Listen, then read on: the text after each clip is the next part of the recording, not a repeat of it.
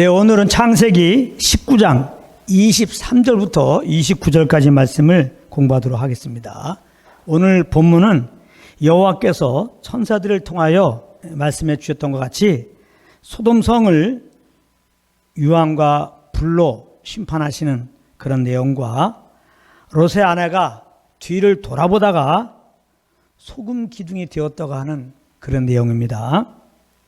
오늘 본문도 우리가 쉽게 이해하기 어려운 대목이 있습니다. 그것은 롯의 아내가 뒤를 돌아보았다고 소금 기둥이 되었다고 한 부분입니다. 이것을 어떻게 봐야 할까? 오늘도 성령님을 의지하고 복음의 관점으로 그 의미를 깊이 살펴보도록 하겠습니다. 자, 그럼 먼저 23절을 보면은 롯이 소돔에서 나와 소알에 들어갈 때에 해가 돋았다고 했습니다. 해가 돋았다. 그리고 24절, 25절을 보면 하나님께서 소돔과 고모라에 유황과 불을 피같이 내리셔서 소돔에 있는 모든 것들을 다 엎으셨다고 그렇게 말씀하고 있는데요. 여기 23절의 소알과 24절, 25절의 소돔을 보면 그 모습이 완전히 대조적으로 나옵니다. 소돔은 불구덩이가 되었고 거기에 비해 소알은 해가 중천에 떠서 소알의 생명체들이 소성하도록 밝은 빛을 비추고 있음을 알 수 있습니다.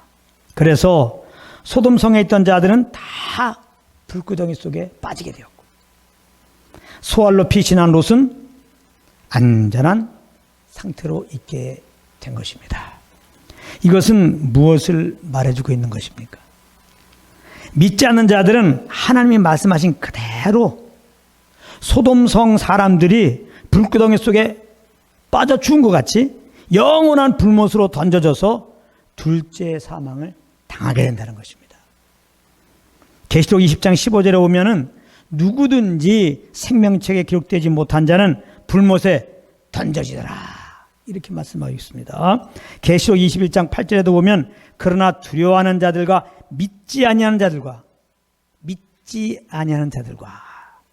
흉악한 자들과 살인자들과 음행하는 자들과 점술가들과 우상숭배자들과 거짓말하는 모든 자들은 불과 유황으로 타는 못에 던져지리니 이것이 둘째 사망이라 이렇게 분명히 말씀하고 있습니다. 그리고 믿는 자들은 심판에 이르지 않고 해보다 더 밝은 하나님의 영광이 가득한 천국에서 영원히 하나님과 함께 살게 될 것이라는 겁니다. 계시록 21장 23절에 보면은 이렇게 설명하고 있습니다. 우리가 장착할 그 새 예루살렘 성을 이렇게 표현합니다. 그 성은 해나 달의 비침이 쓸데없으니 이는 하나님의 영광이 비치고 어린 양이 그 등불이 되심이라 이렇게 말씀하고 있어요. 또 계시록 21장 3절에 보면 내가 들으니 보좌에서 큰 음성이 나서 이르되 보라 하나님의 장막이 사람들과 함께 있음에 하나님이 그들과 함께 계시리니 그들은 하나님의 백성이 되고 하나님은 친히 그들과 함께 계셔서 믿는 자들은 영원히 천국에서 이렇게 하나님과 함께 산다는 겁니다. 할렐루야. 그러므로 이 소돔 심판의 사건을 보면서 우리는 천사를 통하여 롯을 구원해 주신 것과 같이 예수 그리스도를 통하여 우리를 죄와 심판에서 구원해 주신 하나님께 평생 감사와 찬양을 드리며 사는 것이 마땅한 것입니다. 히브리서 13장 15절 말씀입니다. 그러므로 우리는 예수로 말미암아 항상 찬송의 제사를 하나님께 드리자. 이는 그 이름을 증언하는 입술의 열매니라. 이렇게 말씀하고 있어요. 항상 찬송의 제사를 하나님께 드리려면 항상 구원의 은혜를 기억하고 있어야 되겠죠. 항상 구원의 은혜를 기억하려면 항상 성령님과 교통 가운데 있어야 되겠죠. 그래야지 성령으로 말미암아 구원의 은혜를 알고 항상 감사 기쁨으로 이렇게 마땅히 우리가 해야 할 주님을 감사하고 찬양하는 삶을 살 수가 있는 것입니다. 그리고 이 무서운 하나님의 심판이 기다리고 있는 줄도 모르고 자기 욕심에 이끌려 자기 속에는 옳은 대로 행하고 있는 영혼들을 위해서 아브라함이 롯의 구원을 구했던 것처럼 우리도 구하는 자리에 가야 되는 것이죠. 29절에 보면 하나님이 그 지역의 성을 멸하실 때, 곧 롯이 거주한 성을 엎으실 때 하나님이 아브라함을 생각하사 롯을 그 엎으시는 중에서 내보내셨더라, 이렇게 말씀하고 있습니다. 하나님이 아브라함에게 롯의 구원에 대한 부담을 주신 것이죠. 아브라함은 그 하나님이 주신 마음으로 기도한 것을 이제 생각했다는 것입니다. 이 부분에 대해서는 오늘 말씀 마지막 부분에 조금 더 자세히 공부하겠습니다. 그래서 우리도 하나님께서 부담 주시는 영혼들을 위해서 순종함으로 기도한다면 동일하게 우리의 기도를 생각하사 구원을 베풀어 주실 것입니다. 26절을 보면 롯의 아내가 뒤를 돌아보다가 소금 기둥이 되었다고 말씀하고 있습니다. 이것은 롯의 아내가 하나님의 말씀을 어김으로 이렇게 된 것입니다. 분명 하나님께서는 천사들을 통하여 19절에서 소돔을 돌아보지 말라고 하셨죠. 그리고 산으로 가라고 그랬습니다. 그런데 이 말씀을 어김으로 하나님은 소금 기둥이 되게 하신 것입니다. 이렇게 하나님은 그 하신 말씀에 대하여 실행에 옮기시기 때문에 우리는 하나님의 말씀 한마디라도 경홀히 여기면 안 되는 것입니다. 더구나 믿지 않는 자들에게 심판하실 것이고 불못에 던져버리신다고 하시는 이 심판의 말씀이야말로 더욱 그러한 것입니다. 그래서 그런지 사람들은 이 롯의 아내가 소금 기둥이 된 것을 보면서 이런 얘기들을 합니다. 우리는 세상을 돌아보지 맙시다. 세상을 돌아보다가는 롯의 아내처럼 소금 기둥이 될 수 있으니까, 즉 어려움에 빠질 수 있으니까 우리는 그저 줄만 바라보고 앞만 보고 달려갑시다. 이렇게 얘기들을 합니다. 그런데 이 말이 아주 지당한 말씀이긴 하지만은 무언가 우리 마음을 찜찜하게 만듭니다. 왜냐하면 이 세상을 바라보는 마음을 우리 스스로 버릴 수가 없기 때문에 그렇습니다. 어떻게 보면 세상을 바라보지 않으려고 결심하고 노력한 그 순간부터 더 세상을 바라보려고 하는 우리를 발견하게 되는 것입니다. 왜냐하면 우리 안에 죄가 있기 때문에 그래요. 이 죄성이 있어 그렇다는 것입니다. 그래서 우리는 원치 않지만 날마다 세상을 바라보고 있는 것입니다. 그러므로 우리는 롯의 아내를 보면서 롯의 아내처럼 행동하지 말아야지 이렇게 결심할 것이 아니라 롯의 아내가 바로 나구나 이렇게 깨달아야 되는 겁니다. 그렇다면 우리는 지금 어떤 상태에 있어야 되는 것입니까? 롯의 아내처럼 소금 기둥이 돼도 벌써 되어야 하는 것입니다. 그런데 우리는 지금 어떻습니까? 이렇게 버젓이 살고 있어요. 망할 생각도 안 하고 심판받을 생각도 안 하고 오히려 장차 부활해서 하나님과 함께할 소망을 가지고 지금 살고 있습니다. 왜 그렇습니까? 하나님이 우리를 오래 참아주시고 그 아들을 통하여 구원을 베풀어 주셨기 때문에 그런 것입니다. 그러므로 이 롯의 아내 사건을 보면서 우리는 롯의 아내처럼 소금 기둥이 되어도 마땅한 우리를 은혜로 구원해 주신 그 하나님의 측량할 수 없는 은혜와 사랑을 기억해야 되는 것입니다. 에베소 2장 4절 5절 말씀입니다. 긍휼이 풍성하신 하나님이 우리를 사랑하신 그 큰 사랑을 인하여 허물로 죽은 우리를 그리스도와 함께 살리셨고 그 다음에 가로 열고 너희는 은혜로 구원을 받은 것이라 가로 닫고 이렇게 되어 있어요. 왜 특별히 가로 열고 가로 닫고 이 말씀을 주셨을까? 너희는 은혜로 구원을 받은 것이다.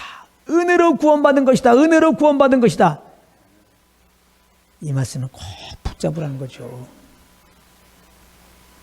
롯과 두 딸이 롯의 아내처럼 소금 기둥이 되지 않고 무사히 구출된 건 역시 그들이 뭐 잘난 것이 있어서 그런 것이 아니라 다 하나님의 은혜 때문에 그렇게 된 것입니다. 어떻게 보면 롯은 롯의 아내보다 더 소돔에 대한 미련이 있었던 자였습니다. 지난 시간에 우리가 살펴보았지만 천사들이 소돔을 떠나라고 했을 때 롯은 소돔에 대한 미련을 버리지 못하고 어떻게 했어요? 지체했다고 그랬습니다. 지체했다. 그리고 산으로 도망가라고 했을 때도 롯은 산까지 가다가 재앙을 만날 수 있으니까 소알로 가게 해달라고 그렇게 말했던 자가 롯입니다. 하나님보다 소알에 더 마음이 있었기 때문에 이렇게 수작 부린 것이죠. 그 행위를 보면 롯은 그러므로 자기 아내보다 더 세상을 사랑하면 사랑했지 덜 사랑하지는 않았던 것입니다. 그럼에도 롯이 소금 기둥이 되지 않고 구출된 것은 순전히 하나님의 은혜 때문에 그렇게 된 것입니다. 두 딸도 마찬가지입니다. 그들의 수준은 다음 시간에 자세히 공부하겠지만은 그들은 후손을 이어가겠다고 자기들의 아비 롯에게 술을 잔뜩 마시게 하고는 차례로 아비와 동침했던 자들입니다. 이것이 두 딸의 수준입니다. 이런 수준의 딸들을 구출해 준 건 역시 하나님의 은혜로 그렇게 하신 겁니다. 이렇게 우리 역시 은혜로 죄에서 구원받은 것인데 이렇게 하나님의 은혜로 구원받았다고 하는 것은 행위로 구원받은 것이 아니라는 것을 우리는 다시 한번 명심해야 돼요. 그렇지 않으면 내 행위로 구원을 유지하려고 수고하고 노력하는 종교 생활에 빠질 수밖에 없는 것입니다. 로마서 11장 6절에 아주 중요한 말씀하고 있어요. 이런 거는 암송하세요. 암송. 로마서 11장 6절. 뭐라고 말씀하고 있느냐? 만일 은혜로 된 것이면 은혜로 뭐가 됐어요? 구원받았죠. 만일 은혜로 된 것이면 행위로 말미암지 않음이니 은혜로 구원받았다면 우리의 행위로 구원받은 게 아니라는 말입니다. 그렇지 않으면 은혜가 은혜되지 못하느니라. 은혜로 구원받은 다음에 구원을 유지하기 위해서 우리의 행위가 필요하다. 선한 행실이 필요하다. 이렇게 나게 되면은 우리가 받은 은혜가 은혜되지 못한다는 겁니다. 그러므로 구원받은 우리는 은혜가 되게 하는 삶을 살아야 되는 것인데 그것은 내 힘과 지혜로 사는 것이 아니라 우리 안에서 우리를 인도하고 계시는 은혜의 영을 쫓아 사는 것입니다. 할렐루야. 그런데 여기서 잠깐 롯의 아내는 왜 뒤를 돌아보았을까? 조금 더 깊이 한번 생각해 보겠습니다. 누가복음 17장 32절 33절을 보면은 그 답이 나와 있습니다. 제가 읽겠습니다. 롯의 철을 기억하라. 무릇 자기의 목숨을 보존하고자 하는 자는 잃을 것이요 잃는 자는 살리리라. 이거 예수님이 하신 말씀이거든요. 그러니까 롯의 아내가 뒤를 돌아본 이유는 뭐냐? 자기 목숨을 보존하고자 그랬다는 겁니다. 자기 목숨을. 자기가 살겠다고 소돔을 돌아본 겁니다. 이게 무슨 말이냐 하면 롯의 아내는 롯처럼 하나님의 말씀이 곧 자기의 피난처요 생명이 되는 것을 믿지 않았다는 것입니다. 롯이 이와 같은 이유로 천사들이 산으로 도망가라고 했을 때 소알로 가기로 원했던 것처럼 롯의 아내는 소돔의 미련을 두고 소돔을 바라보았던 것입니다. 소돔에 있는 것이 자기 목숨을 더 보존할 수 있는 길이라고 생각했기 때문에 그렇습니다. 그럼 우리는 이런 생각을 합니다. 참 어리석기 짝이 없네. 아니 소돔에 있으면 멸망당할 것인데 왜 소돔에 대하여 미련을 버리지 못할까? 롯의 아내여, 당신은 참 어리석은 자요, 미련한 자요, 우매한 자이옵시다. 우리는 이런 생각을 하게 됩니다. 그런데 롯의 아내의 입장을 생각하면 우리는 롯의 아내를 충분히 이해할 수 있습니다.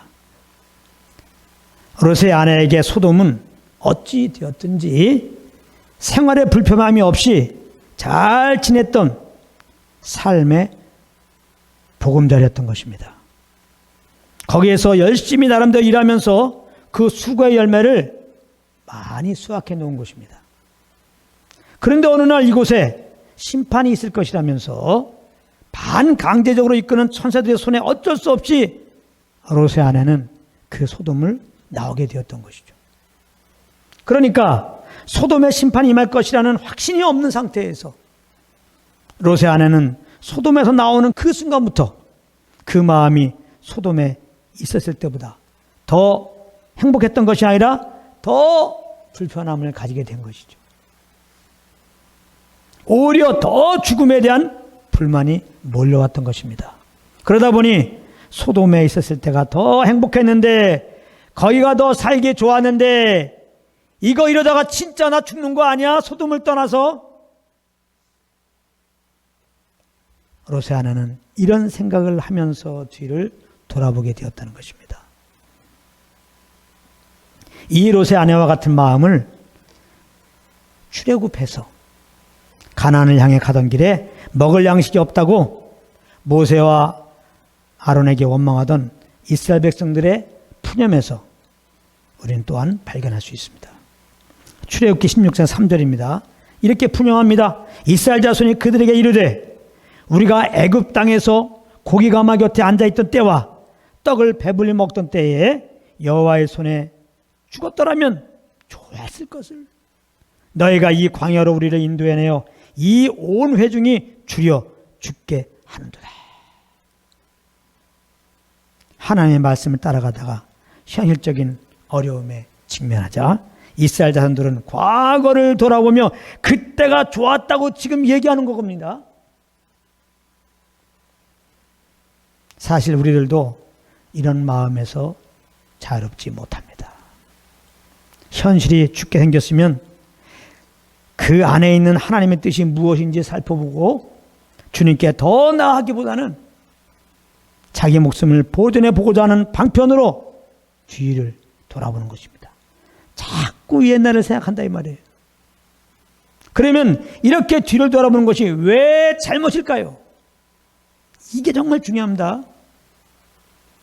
왜 뒤를 돌아보는 것이 잘못일까? 그것은 지금 우리를 인도하고 계시는 하나님의 손길을 무시하는 처사가 되기 때문에 그런 것입니다. 그리고 그렇게 하나님의 손길을 무시하고 뒤를 돌아보는 것은 사실 내 공로의식을 내려놓지 못해서 그런 것입니다. 알고 보면 그 옛날에 좋았던 것도 다 하나님의 은혜로 그렇게 한 것인데, 그렇게 있을 수 있었던 것인데, 동일한 은혜가 있는 현재보다 옛날에 좋다고 하는 것은 알고 보면 아직까지도 내 공로의식을 내려놓지 못해서 그런 것입니다. 그래서 롯의 아내에게 뒤를 돌아보지 말라고 하신 것은, 롯의 아내야, 소돔에서 너가 이룬 공로는 아무것도 없다. 혹 소돔에서 좋았던 것은 다 내가 너에게 베푼 은혜로 말미암아 그렇게 된 것이었다. 이렇게 지금 말씀하신 것입니다. 그런 의미예요. 우리가 뒤를 돌아보지 말아야 할 이유가 그래서 여기 있는 것입니다.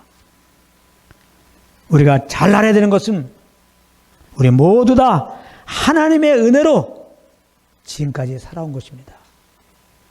이전에도 하나님의 은혜로 살았고, 지금도 하나님의 은혜로 살았고, 앞으로도 하나님의 은혜 가운데 있어야지 우리가 살아갈 수가 있는 것입니다.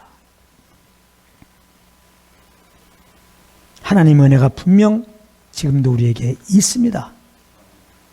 지금 혹 우리가 감당하기 어려운 상황일지라도 그러므로 우리는 결코 죽지 않습니다. 결코 망하지 않습니다. 그렇기 때문에 지금 어렵다고 내가 살고자 하는 방편으로 뒤를 돌아보는 것은 롯의 아내의 처신이 되는 것입니다. 그럼에도 조금만 힘들면 또 롯의 아내의 처신의 삶을 살아가는 우리들이니 어쩌면 좋습니까? 어쩌면 좋습니까? 그래도 하나님께서는 소금 기둥으로 만드시지 않는 것을 보면 정말 우리 하나님 아버지는 은혜와 사랑이 그것도 풍성하신 하나님인 것을 우리는 인정 안 할 수가 없는 것입니다. 할렐루야!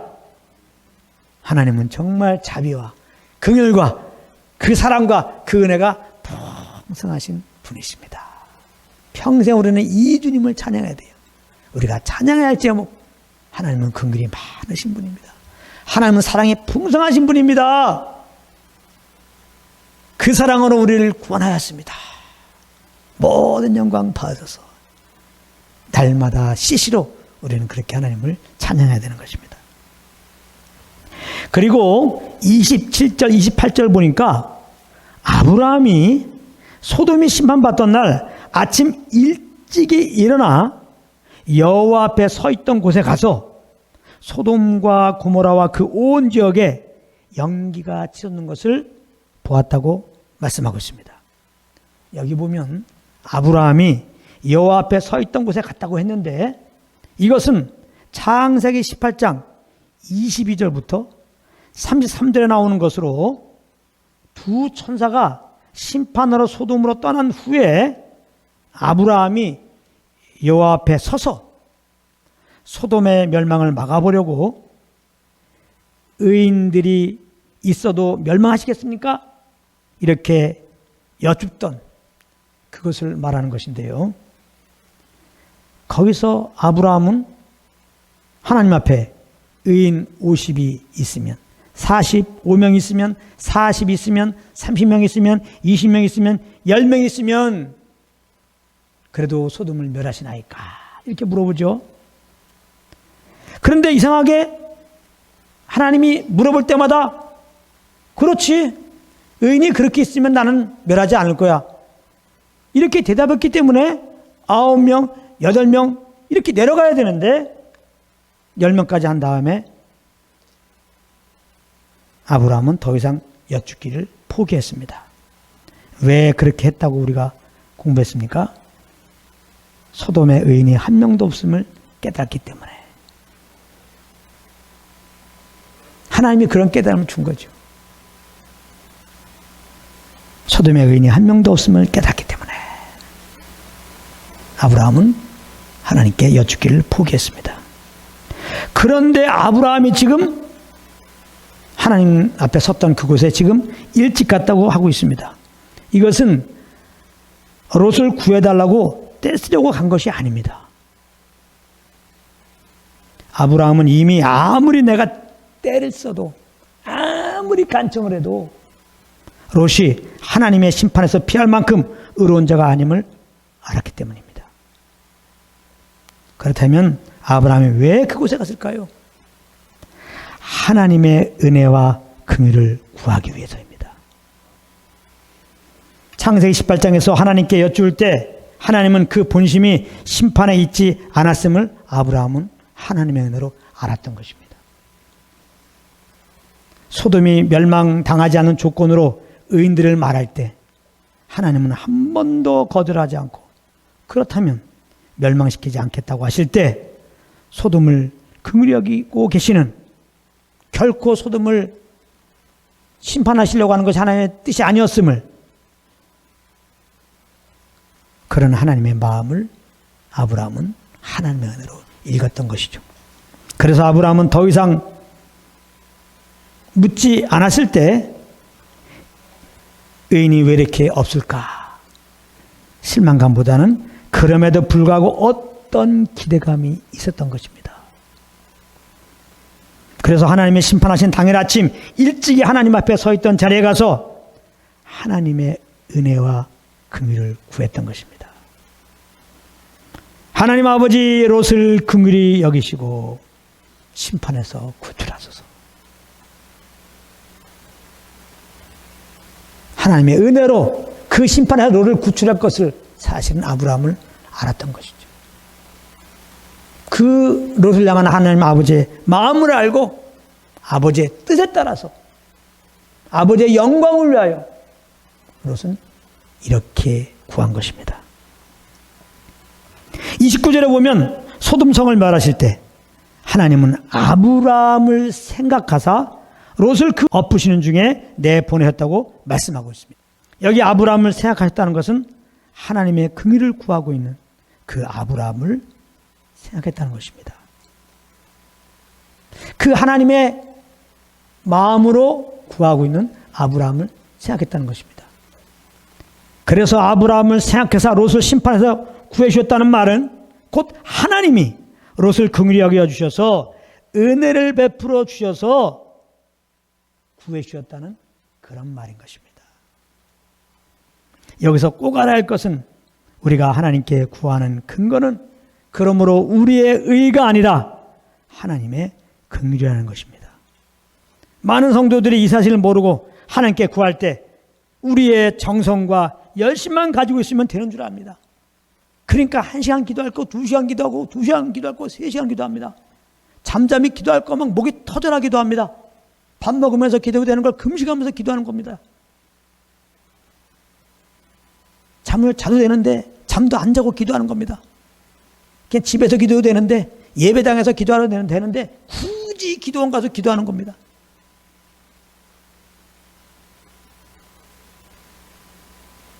이것은 잘못하고 있는 거예요. 잘못하고 있는 거예요. 하나님의 긍휼을 모르고 하나님의 뜻을 모르고 일방적으로 내 의로 내 정성으로 하나님께 구해봤자 하나님은 듣지 않으십니다. 그래서 하나님은 기도할 때 예수님의 이름으로 기도하라는 겁니다. 이 말은 바꿔 말하면 우리 이름으로 기도하지 말라는 거예요. 우리의 의를 따라서 우리의 정욕을 따라서 구하지 말라는 겁니다. 내가 이렇게 정성스럽게 구하니까 그 정성을 보시고 응답해 주세요. 이런 태도로 기도하지 말라는 겁니다. 너무나 많이 그렇게 하고 있잖아요. 그 증거가 뭡니까? 내가 어떻게 기도했는데 왜 이렇게 응답이 없지? 마음에 쓴 마음을 가집니다. 하나님을 원망합니다. 내가 이렇게 금식했는데, 내가 이렇게 울부짖었는데, 내가 이렇게 정성을 다했는데, 하나님께 충성 봉사했는데 왜 이렇게 응답 안 해줍니까? 이렇게 되는 겁니다.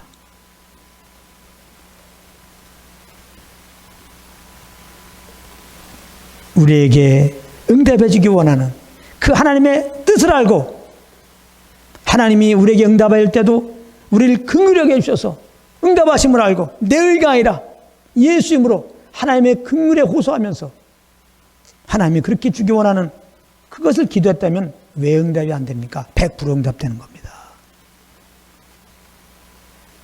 그리고 혹 내가 생각한 대로 내가 생각한 때에 그런 응답이 안 왔을지라도 마음에 쓴 마음이 생길 이유가 없는 거죠. 얼마든지 기대할 수 있는 거죠. 오히려 하나님의 응답이 늦어지면 늦을수록 더 기대감이 큰 거죠. 더 큰 기대감이 큰 거죠. 정말 구하는 것이나 생각하는 것에 더 넘치도록 하실 그 하나님을 드디어 경험할 기회가 생겼구나. 그렇게 되는 것이죠.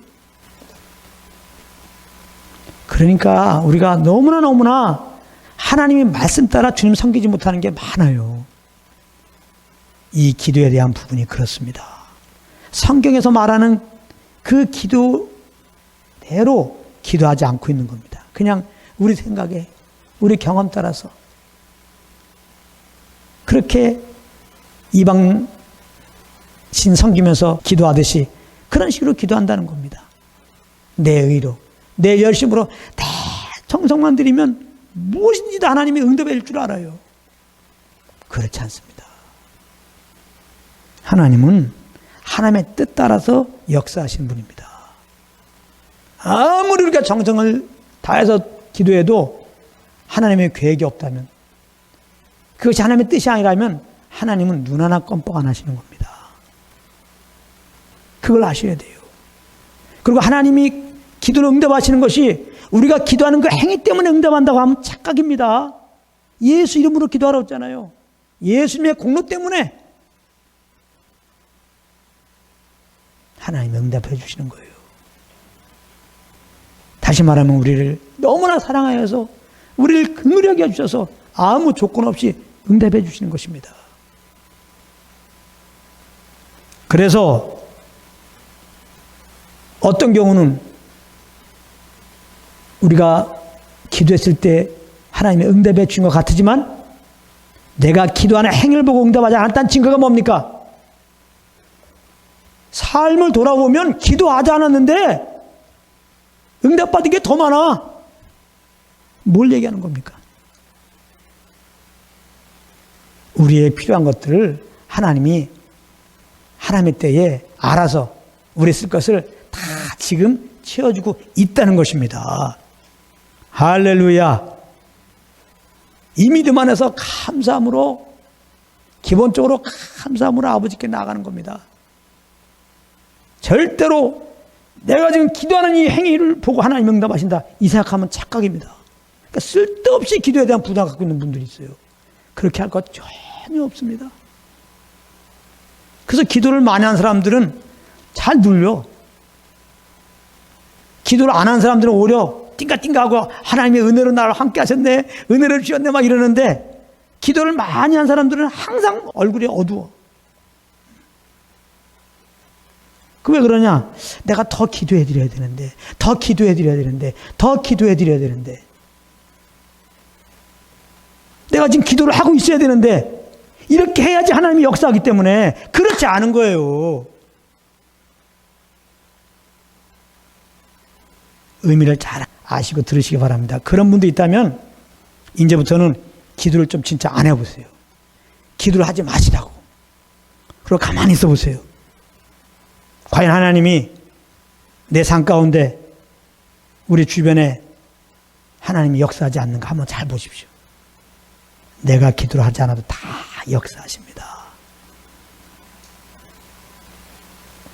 아니 기도에 하나님이 응답하신다고 그랬는데, 뭔가 하나님의 일을 하신다고 했는데, 그래요. 하나님은 중보자를 통해서 역사하십니다. 중보자는 오직 한 분입니다. 그분의 이름이 예수입니다. 예수님을 죄를 위하여 죽으시고 부활하시고 하늘에 올라가서 지금 대제사장으로서 우리가 하나님의 보호 아래 있기 위해서 지금 우리를 위하여 중보하고 계신 거예요. 그래서 이 세상에 있을 때 세상에 속하지 않는 것입니다. 악의 유혹을 받고 미혹은 받을 수 있지만 근본적으로 악에 빠지지 않는 것입니다. 할렐루야. 이렇게 저렇게 생각에 많은 침범을 갖고 거짓에 속을 수도 있지만은 근본적으로 예수님이 나의 주이시다, 그리스도시다, 하나님 내 아버지시다, 이 믿음을 잊어버리지 않는 것입니다. 이 믿음에 이끌려서 우리는 천국에 들어가고 그렇게 하나님과 함께 살게 될 것입니다. 할렐루야. 아, 그러면 기도 안 해도 되겠네요? 꼭 이런 질문하는 사람도 있습니다. 자기 의로 주님을 섬긴 사람들은 꼭 이렇게 질문해요. 자기가 할 일이 없으니까. 이렇게 어떻게 보면 우리가 구하지 않았는데도 그 아들 통하여 구원하시고, 구하지 않았는데도 불구하고 그 예수님의 죽음을 통해서 이렇게 우리의 필요를 채워주는 주님을 안다면 우리는 주님만 사랑하게 되겠죠. 주님의 음성만 듣기 원하죠. 그래요. 기도의 출발은 하나님의 음성 듣는 겁니다. 하나님의 교제하는 겁니다. 하나님을 더 알기 위해서 하는 겁니다. 사실은 기도는요. 그래서 하나님과 교제 속에 들어가는 겁니다. 거기서 우리를 향한, 우리 가정을 향한, 이날 향한, 이 세상을 향한 하나님의 마음을 알게 되는 겁니다.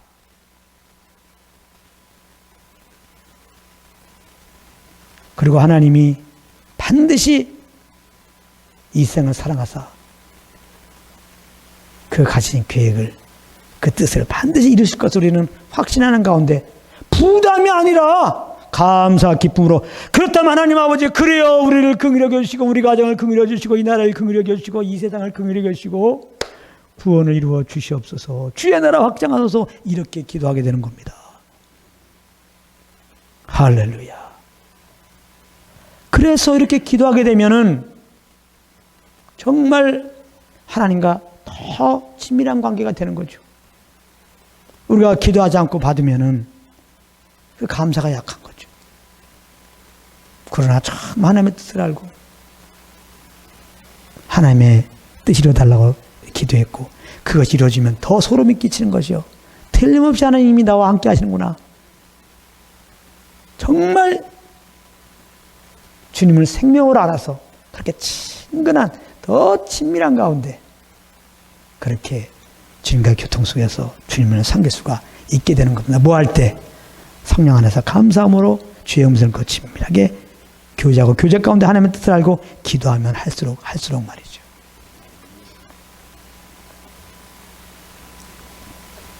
그래서 우리는 내 의로 기도하면 안 돼요. 예수 이름으로 기도해야 됩니다.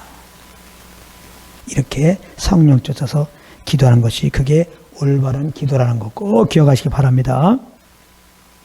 할렐루야. 그러니까 성령으로 기도하게 되면 긍휼의 아버지, 은혜의 아버지, 모든 것을 미리 아시고 다 채워주시는 그 아버지를 더 알게 되는 거죠. 하나님 아버지를 사랑하지 않을 수가 없는 거죠.